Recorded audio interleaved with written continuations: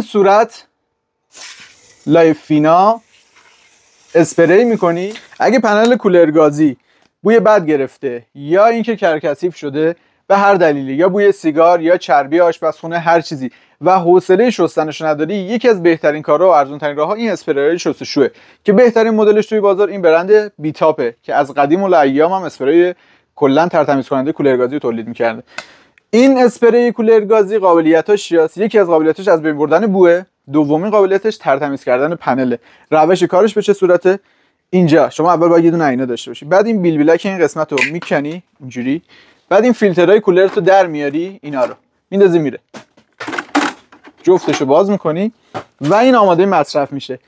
به این صورت لایف فینا اسپری میکنی و این به عمق فین فرو میره و شروع میکنه به کف کردن آتشخالا رو با خودش بیرون آوردن. قشنگ مرتب همه جاشو میزنی و میذاری بمونه.